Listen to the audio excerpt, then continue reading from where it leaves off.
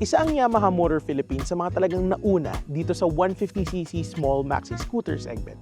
At ang pambato nila mula noon, itong Yamaha NMAX.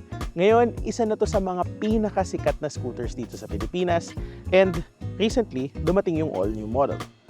This is the Yamaha NMAX TechMax and it's got quite big shoes to fill.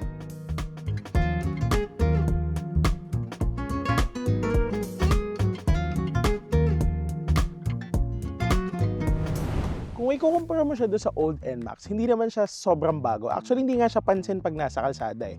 Parang if you know, parang ganun. Pero yung shape niya naman kasi, very NMAX pa din. That said, meron mga binago sa design na gustong-gusto ko. Tulad nito, yung headlight. Mas classy, mas sharp na siya tingnan than before. Meron siyang crest dito sa gitna, dito sa ibabaw. It actually adds a lot of flavor to the design.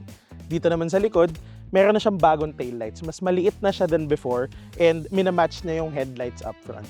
In hindsight, hindi ko pala talaga sobrang gusto yung butterfly taillights ng V2. Mas gusto ko yung boxy ng V1. Pero ito na yung bago and okay naman siya for me. Meron din silang nilagay dito na yellow stitchings dito sa seat. Maganda talaga siya tingnan. Pero ang mas gusto ko, ito yung accents dito sa ilalim. Hindi mo siya kita when you look at the scooter from afar. Actually, mas nakikita mo siya pag ikaw yung gumagamit. Pag tinutulak ko yung motor or binubuksan ko yung upuan, that's when I see it. It's parang textured siya na finish. And I like it. It's pleasant to the eyes. And feel ko parang ginawa nila yun more for the rider than for the people looking at the scooter kasi hindi mo naman talaga siya kita standing from over there. This one also comes in a new color. Ito yung dark magma kung tawagin. Available siya sa TechMax variant and it comes with matching bronze wheels and I really like the whole colorway of it. Ngayon, kalikutin naman natin to kasi ang dami bagong features. Isa sa mga importanteng bagong feature ng NMAX TechMax ay yung instrument cluster.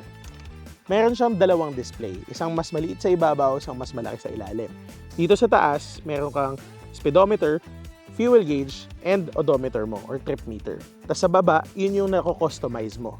So ngayon, ang lagi kong tinitingnan ay yung YECVT gauge or yung rev meter mo na nandun. Mamaya di-discuss natin yan. Pero dito mo makikita yung downshift control and yung ride modes mo.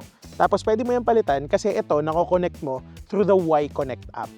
So pwede mo i-customize yung display, pwede mo makita yung phone mo, yung music, pwede mo i-control using this display. Tapos ito, may buttons ka lang dito para mag-navigate. Tapos, maganda dito, nako-connect din siya through the Garmin Street Cross app. Tapos, makikita mo yung navigation information mo dito. So, makikita mo yung instructions mo, turn left or right ka ba. So, kung meron kang ganito, no need for a phone mount na ikakabit mo dito. Everything can just be done through this head unit and these controls. Now, speaking of controls, andito sila lahat. Meron kang up-down button and check dito. Tapos meron kang home button or back button dito para maglipat-lipat ng screen. And of course, standard, andito pa din yung turn signals mo, headlights, busina, and meron kang ride mode selector dito sa unahan. Kung saan mo normally nakikita yung mga passing lights sa mga big bike. Tapos itong lever na to, yan yung downshift control. Again, mamaya natin i-discuss yan. Sa kabilang side naman, andun yung idling stop-start, meron kang hazard, and yung push-to-start ignition mo. Ito nga pala, by the way, naka-wireless key na siya. Asan yung susi? Yung susi. Ayun. Ang liit kasi. Ito yung key fob niya, tapos keyless ignition na siya. Pipihitin mo lang tong lever dito, and meron kang controls dito para sa fuel and sa seat. Just like before. Buksan lang natin ngayon yung upuan para mapakita sa inyo yung storage sa baba. You are looking at 25 liters of storage. Kasya dito mga maliliit na helmet, mga bag, ganito. Actually, riding jacket, tinatago ko din dyan. Kasya din siya pag long ride. Dito naman sa unahan, meron ka pa rin dalawang pockets. Isa yung naisasara dito, mas maliit siya pero hindi siya pinapasok ng tubig at all. Dito naman sa kabila, mas malaki ng konti pero hindi siya covered. Dito mo makikita yung bagong USB-C charger. Honestly, sobrang helpful niya kasi pag charge ka sa biyahe, saksak mo yung phone mo, tago mo lang dyan. Actually, pag umulan nga, hindi siya basta-basta pinapasok eh. Siyempre, huwag mo lang i-expect na hindi mababasa at all yung gamit mo dyan. But for the most part, day-to-day use, sobrang handy feature niya to have. So ngayon, there's nothing left to do but hit the road. Pero before we do so, of course, sound check muna tayo. Katunog pa rin naman siya nung dating NMAX.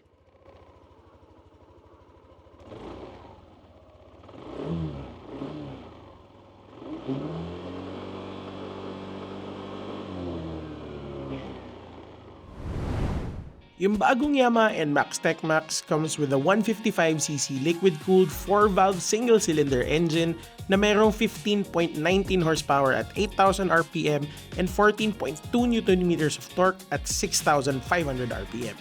Isa pa rin to sa mga pinaka-solid na makina sa segment at kung power at power lang ang hinahanap, meron dito.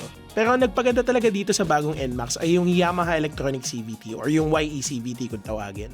Dahil dito meron dalawang ride mode at may downshift control yung NMAX. Una yung ride modes, merong sport at touring. Sport para sa mas malakas na hatak, touring para sa mas matipid sa gas. Napapalitan to gamit yung isang button sa handlebar. Tapos yung downshift control, nako-control naman to gamit yung lever. Basically may tatlong levels, tapos from 1 to 3, palakas yung downshift mo. Pwede ka mag-downshift either to engine brake or pag kailangan mo na extra hatak. Isipin nyo parang manual transmission na pwede ka magbaba ng gear pag kunwari overtake ka or pagpaahon ka. Tapos itong downshift na to, temporary boost lang. Makikita at mararamdaman mo mag-downshift yung NMAX tapos after a while, pagkapiga mo ng silinyador, babalik na sa normal operation at kumbaga tamang gear yung transmission. Magagamit mo lang talaga siya sa specific instances na kailangan mo siya.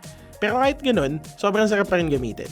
So much so na pagkalipat ko sa ibang scooter after ng NMAX, hinahanap-hanap ko yung downshift. Game changer talaga. Sanayan lang para magamit pero pag nagets mo na, ma-realize mo kung gaano kalaking tulong to. Sa iba namang aspeto, medyo same-same yung NMAX. Yung ride ganun pa din, may tagtag pa din talaga lalo na sa mga pangit na kalsada.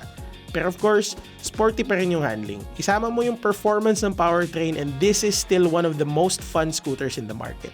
Tapos yung fuel economy, mga 37 km per liter pa rin nakuha ko. Still not the best, pero okay na rin, pwede na. Syempre that varies depending on the rider, since mabigat ako, saka na-enjoy ko masyado yung NMAX TechMax, sure ako mas may titipid pa to.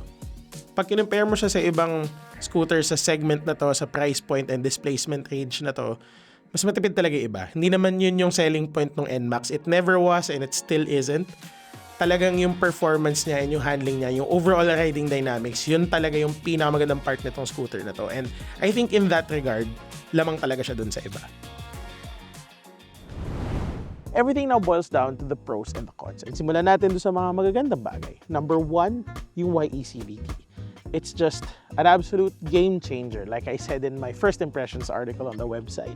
And this is the second time I'm using the NMAX TechMax and as enjoyable as the first time I tried it out. Isipin mo yun, meron kang ability to downshift for added hatak, pagpaahon ka, or dagdag na engine braking kapag kailangan mo pumreno, whether pababa ka or patag. And sobrang saya niya lang talaga gamitin. And it's very, very intuitive to use. Pag nagets mo na siya, second nature na siya. And hahanap-hanapin ko siya next time I ride another scooter. I am pretty sure. Number 2, the overall performance. Just the engine and transmission combo and the handling. It's just all of it, all in one. Sobrang solid pa rin talaga ng NMAX. And gets ko kung bakit gustong-gusto to ng mga Pinoy eh. Malakas hatak niya eh. Kung yun talaga yung habol mo, at least masaya siya i-ride. Alam mo yun, parang sobrang enjoyable niya through twisties. Ang sarap niya i-handle and sarap i-maneuver. Kung yun yung halap mo talaga sa motor, no wonder magugustuhan mo to. I'm sure magugustuhan mo to. Number 3, yung instrument cluster. Niyayabang ng Yamaha yan. Bago yung head unit ng NMAX TechMax. And after using it for a week, gets ko ba't nila niyayabang. Sobrang laking tulong yan. Dami na information na binibigay. Pero hindi siya overload.